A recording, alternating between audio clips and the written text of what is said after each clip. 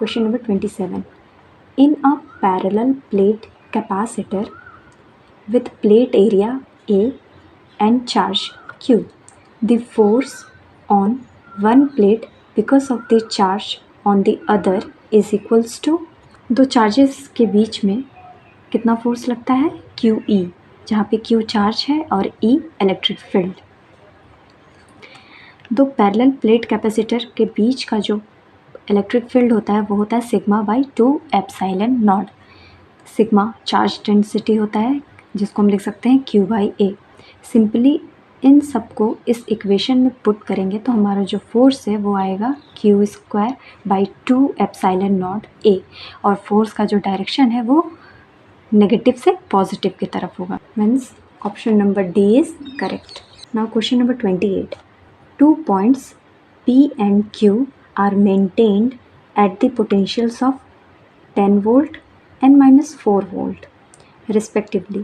The work done in moving 100 electrons from P to Q is, आपको पता है potential difference कैसे निकाला जाता है, final position minus initial position. तो हमारा पोटेंशियल डिफरेंस आया -14।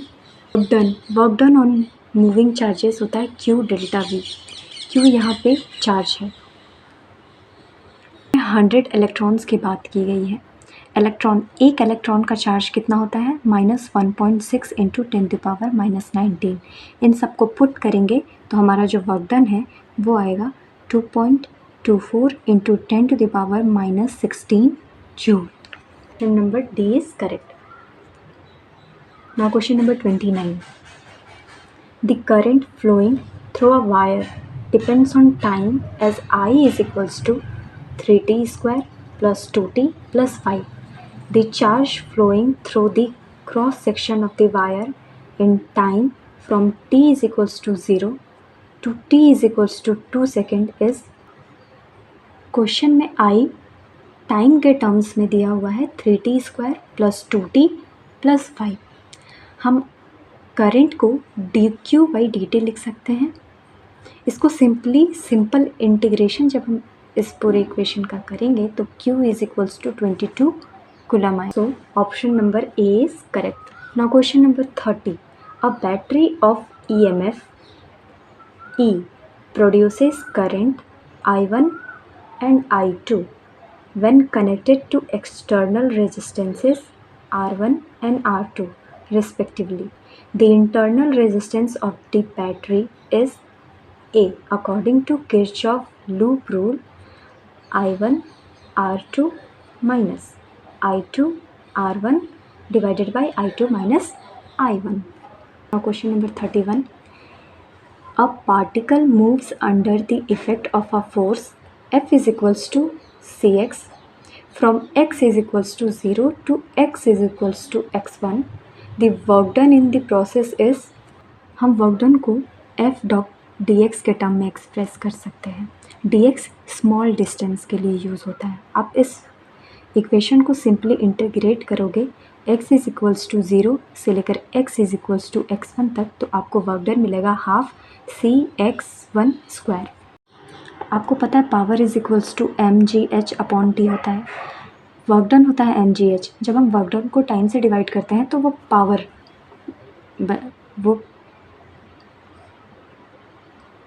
आपको पता है power is equals to mgh upon t होता है। mgh वर्क डन को एक्सप्रेस करता है। जब हम वर्क को टाइम से डिवाइड करते हैं तो हमें पावर मिलता है। पावर आपको दिया हुआ है 2 किलोवाट, तो हम लोग किलो को सिंपली यूनिट में, सिर्फ वॉट में हम उसको एक्सप्रेस करेंगे। हमें मास पूछा है, कितना मास वो वाटर को अपलिफ्ट करेगा। हमें हाइट दिया हुआ है 10 मीटर और टाइम दिया हुआ है 1 मिनट। इससे हमारा जो इस पूरे को हम जो भी क्वांटिटीज़ क्वेश्चन में दिए हुए उसको यहाँ पे पुट करेंगे तो मास आ जाएगा 1200 litre. Means option number D. Now question number 33. 2 identical solid copper spheres of radius r is placed in contact with each other. The gravitational attraction between them is proportional to, आप B tick करेंगे पर ऐसा नहीं है, हम इसे solve करके टिक करेंगे। ग्रेविटेशनल फोर्स होता है F is equals to G m1 m2 by r square. यहाँ से F जो है वो इन्वर्सनली प्रोपोर्शनल होता है आर स्क्वायर के, तो आप r-2 टिक कर देते, पर ऐसा नहीं है। आइडेंटिकल स्फेयर्स है तो उनका डेंसिटी सेम होगा, हम उसका मास का प्रॉपर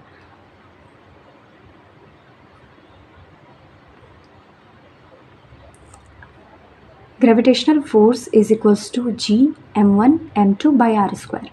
यहाँ से F जो है वो डायरेक्टली प्रोपोर्शनल है r⁻², लेकिन चूंकि जो कॉपर स्फेयर्स है वो आइडेंटिकल हैं तो मास m1 m2 ना लिख के हम उसको डेंसिटी के टर्म में लिखेंगे। डेंसिटी के टर्म में जब हम लिखेंगे तो इस इक्वेशन में r³ एक यहाँ आता है, एक r³ यहाँ आता है। इसको जब हम सॉल्व करेंगे तो F is directly proportional to r⁴ आएगा, यही करेक्ट आंसर है। सो 33 नंबर क्वेश्चन का सी जो है वो करेक्ट आंसर है। Question number 34। Question number 34.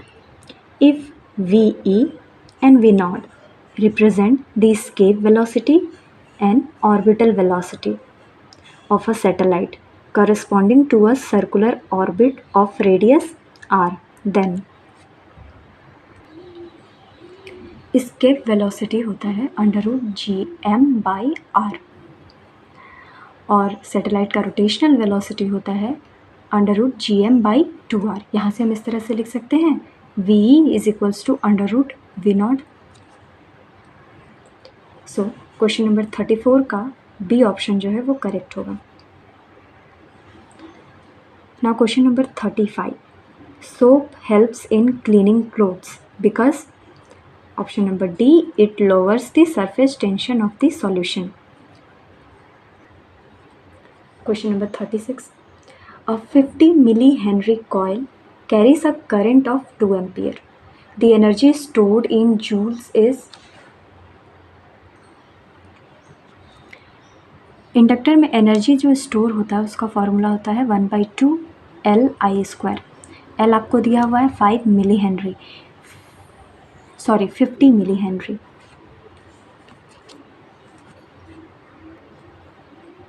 किसी भी इंडक्टर में जो एनर्जी स्टोर होता है उसको हम निकालते हैं ½ Li² से।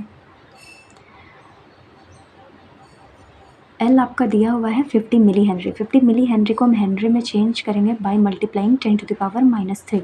बाकी जो इन्फॉर्मेशन आपके क्वेश्चन में दिया हुआ है उसको पुट करने से हमारा जो एनर्जी स्टोर है वो आएगा 0.13 जूल्स।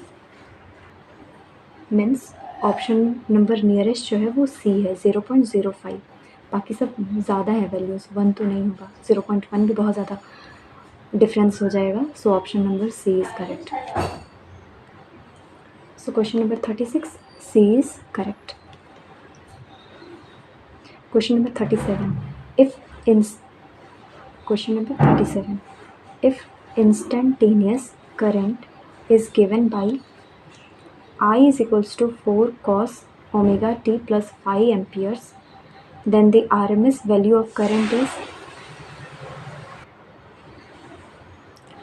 IRMS होता है I0/√2। Pick value of current हमें दिया हुआ है 4। सो RMS वैल्यू यहाँ से निकलेगा 2/√2 ampere. So the correct option is B. Now question number 38. In AC series circuit, the resistance, inductive reactance and capacitive reactance are 3 ohm, 10 ohm and 14 ohm respectively. The impedance of the circuit is, आपको पता है impedance होता है √R² plus capacitive reactance. आपको पता है impedance is equals to √R² plus capacitive reactance minus inductive reactance का whole square होता है। सिंपली आप जब इसमें जो भी क्वेश्चन में वैल्यूज़ दिए हुए हैं उसको पुट करेंगे तो आपका इम्पिडेंस है वो आएगा 5 ओम। means option number A is correct. Now question number 39. The ratio of a specific charge of an alpha particle to that of a proton is 2:1. Specific charge क्या होता है? Charge divided by mass. Now question number 40. The de Broglie wavelength and kinetic energy of a particle is 2000 angstrom and 1 electron volt respectively. If its kinetic energy becomes 1 megawatt, then its de Broglie wavelength becomes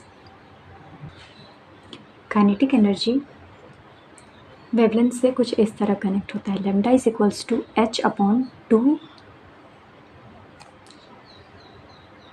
wavelength और kinetic energy को relate होते हैं. Lambda is equals to lambda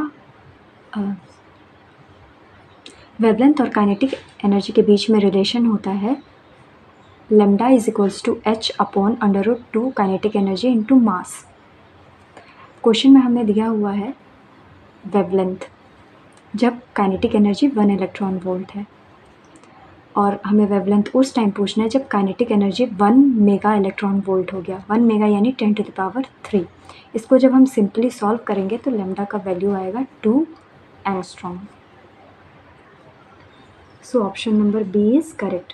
now question number 41. An object is kept at a distance of 60 centimeter from a concave mirror. For getting a magnification of 1/2, focal length of the concave mirror required is. आपको पता है magnification is equals to -v/u होता है. चूँकि mirror जो है वो concave mirror है, साइन कन्वेंशन के according object distance, image distance and focal length ये तीनों ही नेगेटिव होंगे. तो इसको जब आप सॉल्व करेंगे सिंपली वैल्यूज़ पुट करके, तो v जो है वो आएगा -30 centimetre. Then further focal length का जो फॉर्मूला होता है वो होता है 1/f is equals to 1/v minus 1/u. v निकल चुका है, v हमें क्वेश्चन में दिया हुआ था 60 सेंटीमीटर. जब आप इसको पुट करेंगे तो आपका जो फोकल लेंथ है वो आएगा -20 centimetre. So option number C is correct. Question number 42. Refractive index of glass is 3/2 and refractive index of water is 4/3. If the speed of light in glass is 2 × 10⁸ meter per second, the speed in water will be option number A 2.67 × 10⁸ meter per second. Question number 43. A cut diamond sparkles because of its high refractive index. Now question number 44. The radius of curvature for a convex lens is 40 centimeter. For each surface, its refractive index is 1.5. The focal length will be. जब हमें refractive index दिया होता है तो focal length निकालने का formula ये होता है. हमें रिफ्रैक्टिव इंडेक्स दिया हुआ है, कर्वेचर का रेडियस दिया हुआ है, हम सिंपली इसमें पुट करेंगे तो फोकल लेंथ जो आएगा वो आएगा 40 centimetre. So option number D is correct. Question number 45. Two thin lenses are kept in contact. The focal length of one of the lens is 20 centimeter. The focal length of the combination is 12 centimeter. Then the focal length of other lens is. Focal length of lens combination का जो formula होता है वो होता है 1/f is equals to 1/f1 plus 1/f2. 1/f1 आपको दिया हुआ है, मतलब f1 का वैल्यू जो है वो दिया हुआ है 20 सेंटीमीटर. फाइनल कॉम्बिनेशन का फोकल लेंथ दिया हुआ है 12 सेंटीमीटर. तो आप यहाँ से f2 बहुत ईजिली निकाल सकते हैं. f2 आएगा आपका 30 centimetre. So option number D is correct. Now question number 46. If 2 wires having resistance R and 2R both are joined in series and in parallel, then ratio of heat generated in this situation applying the same voltage is. ये series combination का diagram है और ये parallel combination का diagram है. आपको पता है सीरीज़ में आर नेट इस केस में क्या आएगा 3R. हीट का जो फॉर्मूला होता है v²/T अपॉन 3R. पैरेलल के केस में जो आर नेट है वो आएगा 2R अपॉन 3 और heat v² × 3T upon 2R. जब आप इसको सॉल्व करेंगे तो H1/H2 आएगा 2/9. Means option number C is correct. Question number 47. If a long hollow copper pipe carrying a direct current, the magnetic field associated with the current will be. आपको पता है कोई भी hollow स्फेयर हो या पाइप हो उसके अंदर में इलेक्ट्रिक फील्ड या मैग्नेटिक फील्ड प्रेजेंट नहीं होता है. सो इसका सही आंसर होगा only outside the pipe. Question number 48. The distance at which the magnetic field on axis as compared to the magnetic field at center of the coil carrying current I and radius R is 1/8 would be option number A.